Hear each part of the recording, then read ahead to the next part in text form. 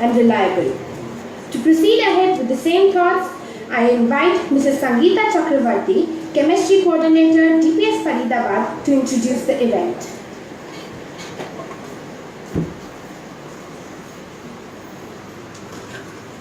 Good morning, sir. Our culture teaches us to believe that an event is considered auspicious if it is invoked by the gods or if it is blessed by a child. I introduce the youngest member of Amalgam 2015, Nikhilesh Duggal of Class 5, DPS Faridabad, to help popularize the subject what he knows best. Chemistry is fun. In Class 2, he started reading the NCERT of Class 7. In Class 3, he set up a small lab in his own home to experiment and spends most of his time reading or watching the videos on chemistry. He is the youngest member of Amalgam and the club which we have at school and is the president of this club. His mother gets the maximum complaints from Rajni ma'am, his class teacher, for he is hardly ever in a class attending PE or math or art or dance, as he sneaks his way into the chemistry lab and also into our hearts. The entire chemistry department mentors and pampers him, the student who is always on bunk. And now I let you decide why we pamper and why we mentor him. I would invite Mrs. Neeta Sharma ma'am also on stage to mentor him today. Thank you.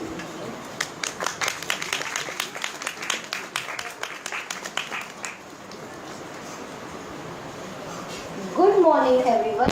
I am Nikhilesh Duggal from DPS Faridabad. Today I am going to show you some really amazing chemistry experiments. First of all, we are going to vanish styrofoam. Yes, you heard right. I am gonna vanish styrofoam in front of your eyes. Styrofoam is also commonly known as thermocol. It's a polymer which has oxygen trapped inside it, so it is inflated. Here in this beaker, I have some chemical and I have this styrofoam stick, and I am going to put the stick into the beaker and see what happens.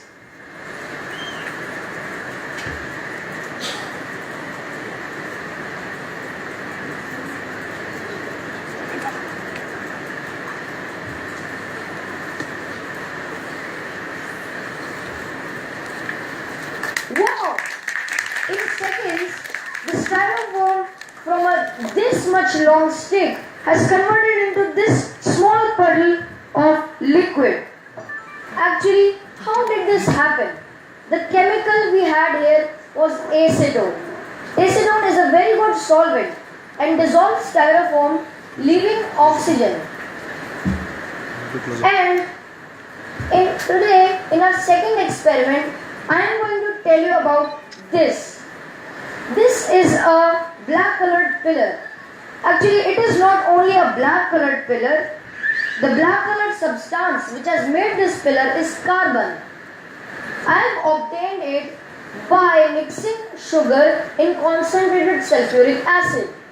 The concentrated sulfuric acid instantly dehydrates the sugar, leaving behind this massive amount of porous carbon and water in the reaction.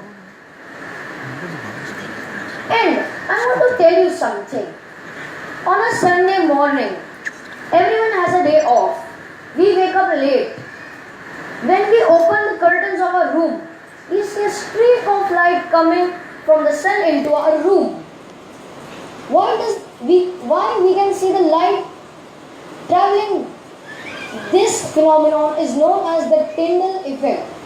Our room acts as a collider, and the dust particles in the room scatter the light, and then we can see a streak of light. To perform this experiment, I have made an apparatus.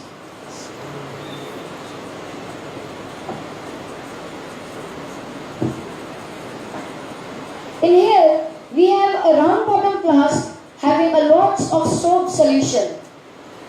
And as you can see, when I am concentrating the light of the mobile phone into this round bottom flask, you can definitely see a streak of light. Actually, what is happening here is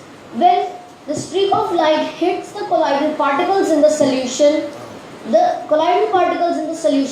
scatter the light, and then we can see a streak of light.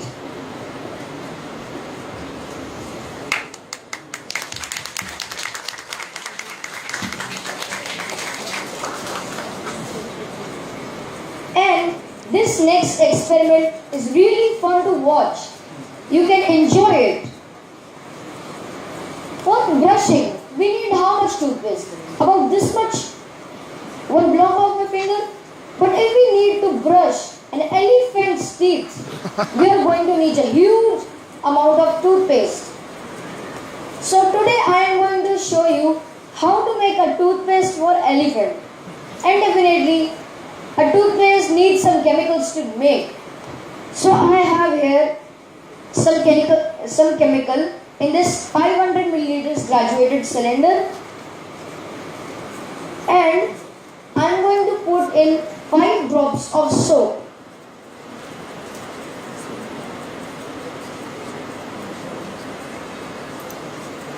And now the next chemical.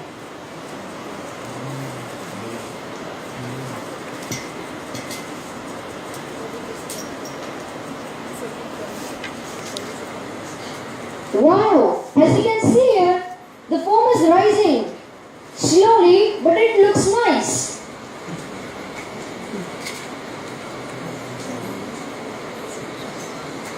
Actually, what happened here is the chemicals we had here was hydrogen peroxide and potassium iodide, which I added in last. This experiment is to show the decomposition of hydrogen peroxide. Hydrogen peroxide is always decomposing because it's a really reactive compound, but it is so slow, so it could not be measured in its ordinary rate. So we need to use a catalyst for this reaction. In this case, we use potassium iodide. Potassium iodide reacts with hydrogen peroxide to create water and oxygen gas.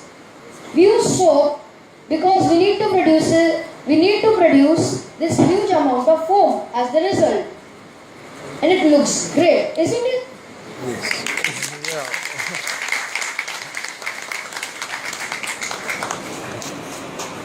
And our next experiment is to show the conductivity of different materials.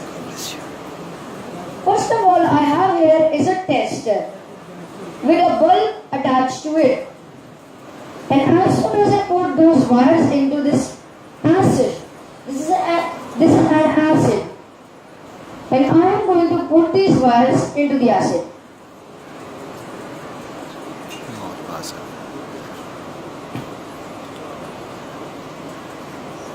As you can see, the bulb is glowing because the acids conduct electricity.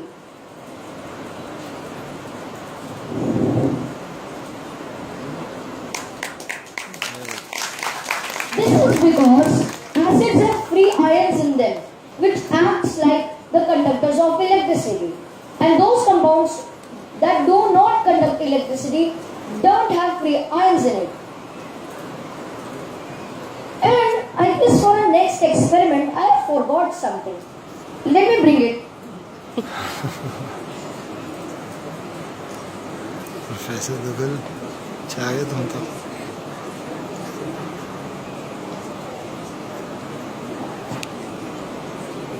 I forgot this beaker actually.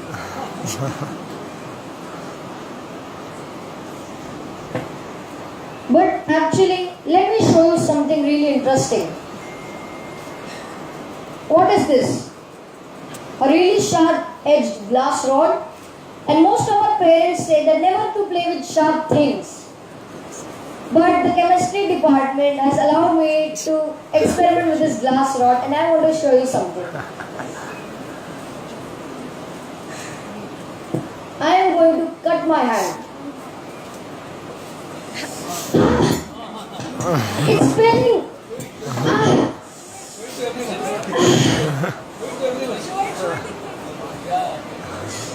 Actually, this is nothing serious. This is all about chemistry.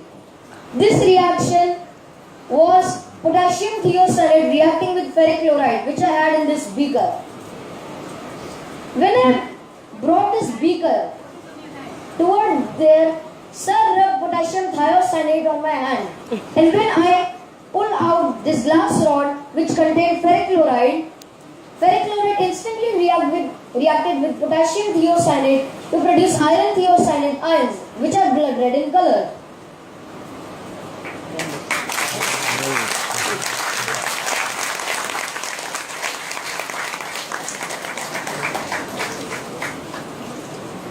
And I guess now I must gonna have some medical aid.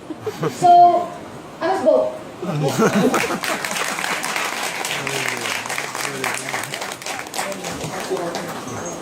Thank you, Nikhilesh. You are really a biscuit, and DPS Faridabad is proud to have you. Please give him a round of applause.